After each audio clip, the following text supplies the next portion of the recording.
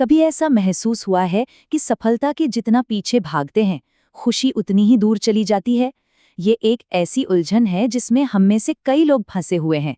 आज हम नवल रविकांत के नजरिए से यही समझने की कोशिश करेंगे कि इन दो बिल्कुल अलग-अलग लगने वाले लक्ष्यों को एक साथ पाया कैसे जा सकता है। और देखिए, यहीं पर नवल रविकांत का एक कमाल का विचार सामने आता है। उनका कहना है कि खुशी का मतलब है संतुष्ट होना, जबकि सफलता की जो भूख है वो तो असंतोष से ही पैदा होती है। ये एक अजीब सा विरोधाभास है ना? मतलब आगे बढ़ने की यही चाहत हमें कामयाब तो बनाती है, पर साथ ही साथ आज में नाखुश भी रख सकती है। तो सवाल ये उठता है कि इस पहेली को सुलझाएं कैसे? आज हम इसी गुत्थी को सुलझाने पर ध्यान देंगे। ये समझने की कोशिश करेंगे कि इच्छा और पीड़ा के उस चक्कर से बाहर कैसे निकला जाए, जिसमें अक्सर लोग फंसकर रह जाते हैं। देखिए, खुशी या संतुष्टि पाने के मोटे तौर पर दो ही रास्ते माने जाते हैं। पहला, जो भी आपको चाहिए वो सब कुछ हासिल कर लो, ज्यादा पैसा, बड़ा घर, बेहतर गाड़ी। और दूसरा रास्ता है अपनी चाहतों को ही कम कर दो, जैसा कि कई बड़े दार्शनिकों ने सिखाया है। लेकिन नवल एक तीसरा रास्ता सुझाते हैं। और ये एक बहुत ही पावरफुल आइडिया है कि किसी भी गेम को जीतने का असली मकसद उस गेम से आज़ाद हो जाना है। सफलता को मंजिल की तरह नहीं, बल्कि आज़ादी पाने के एक टूल की तरह देखना चाहिए, ताकि आप वो सारे खेल खेलना बंद कर सकें जिनकी आपको असल में कोई परवाह ही नहीं है। तो फिर असली प्रॉब्लम क्या है? नवल के हिसाब से प्रॉब्लम ये है कि हम में से ज्यादातर लोग जाने अनजाने में गलत गेम खेल रहे हैं। ऐसे गेम्स जो हमें दुखी और असंतुष्ट रखने के लिए ही डिजाइन किए गए हैं, भले ही हमें लग रहा हो कि हम जीत रहे हैं। इसको ऐसे समझिए, लोग दो तरह के खेल खेलते हैं। एक है स्टेटस का गेम और दूसरा है धन का गेम। स्टेटस का खेल एक जीरो सम गेम है। मतलब अगर कोई एक जीतेगा तो किसी दूसरे को हारना ही पड़ेगा, जैसे ऑफिस की पॉलिटिक्स। लेकिन धन का खेल एक पॉजिटिव सम गेम हो सकता है। मतलब अगर आप कोई कीमती चीज बनाते हैं तो उससे बनाने वाले और इस्तेमाल करने वाले दोनों का फायदा होता है। जैसा कि नवल कहते हैं, मुझे दिखाओ कि तुम अपना स्टेटस बैंक में कहाँ बदल सकते हो। देखिए, स्टेटस दूसरों की राय पर निर्भर करता है। वो तो एक हवा का झोंका है, आज है कल नहीं। वहीं दूसरी तरफ धन एक ऐसा साधन है जो असली आज़ादी और नए मौके पैदा करता है। तो सवाल ये है कि हम इन बेकार के खेलों से बच कैसे सकते हैं? इसका जवाब अंदर से शुरू होता है। हमें अपने दिमाग को, अपनी सोच को फिर से प्रोग्राम करना होगा और दर्द और पीड़ा के साथ अपने रिश्ते को बदलना होगा। हम अक्सर ये मानकर चलते हैं कि सफलता पाने के लिए दर्द सहना और बहुत मेहनत करना जरूरी है। लेकिन जरा सोचिए, क्या हो अगर ये सच ना हो?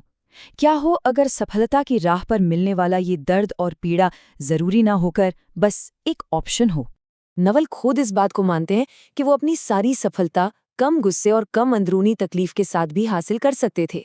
ये एक जबरदस्त एहसास है। मतलब हम जो दिमागी टेंशन पालते हैं ना, वो ज्यादातर हमारी अपनी ही बनाई हुई होती है और उससे मिलता कुछ नहीं। मन की शांति पाने के लिए एक बहुत जरूरी चीज है आत्मसम्मान। और नहीं, ये कोई घमंड या ईगो नहीं है।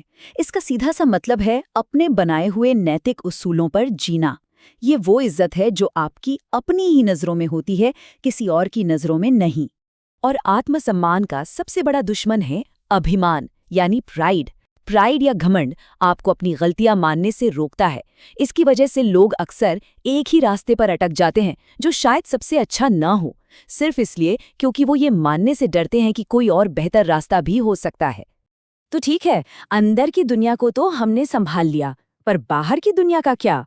अब बात करते हैं कुछ ऐसी रणनीतियों की जो आपकी आज़ादी और सुकून को बनाए रखने में मदद करेंगी और आपको अपने समय पर पूरा कंट्रोल देंगी। और यहीं पर एक बहुत शक्तिशाली विचार सामने आता है, समग्र स्वार्थ। इसका मतलब है बिना किसी अफसोस या गिल्ट के अपने समय, अपनी शांति और अपनी आज़ादी को सबसे ऊपर रखना। ये मतलब ही होना नहीं है, बल्कि ये समझना है कि जब तक आप खुद ठीक नहीं हैं, आप किसी और के लिए भी कुछ नहीं कर सकते। तो असल जिंदगी में ये कैसा दिखता है? मतलब अपना कैलेंडर खाली रखना, उन सोशल पार्टियों को ना बोलना जहां जाने का मन ना हो, एक बंधे बंधाए रूटीन में न जीना, और जब भी कुछ करने की प्रेरणा मिले तो उसी वक्त उस पर काम करना। ये सभी तरीके हैं अपने समय और ऊर्जा पर दोबारा हक जताने के। और यहीं पर निर्णय लेने का एक गोल्डन रूल आता है। ये रूल आपको उन चीज़ों में फंसने से बचाता है जिनको लेकर आप श्योर नहीं हैं, और आपके सबसे कीमती संसाधन यानी आपके समय की रक्षा करता है। तो आखिर में ये सब हमें कहाँ ले जाता है? इसका एंड गेम क्या है? असली मंजिल है कि आप जो असल में हैं वो बनकर इस कंपटीशन की दौड़ से हमेशा के लिए बाहर निकल जाएं। देखिए, मुद्दे की बात यह है कि आप जो हैं वैसा कोई और नहीं हो सकता। कोई भी आपको आप होने में नहीं हरा सकता। दूसरों के गेम में उन्हें हराने की कोशिश करना छोड़िए। अपना एक नया गेम बनाइए, एक ऐसा गेम जो सिर्फ आप ही खेल सकते हैं। आपकी यही खासियत आपका सबसे बड़ा हथियार है। तो ये किया कैसे जाए? नवल इसे सिर्फ 2 शब्दों में समझाते हैं, खुद को प्रोडक्टाइज करें। इसका मतलब है अपने अंदर की जो अनोखी बात है, जो टैलेंट है, उसे पहचानना और फिर उसे एक ऐसे प्रोडक्ट या सर्विस में बदलना जिसे दुनिया इस्तेमाल कर सके। इसका एक आसान सा 3 स्टेप का प्रोसेस है।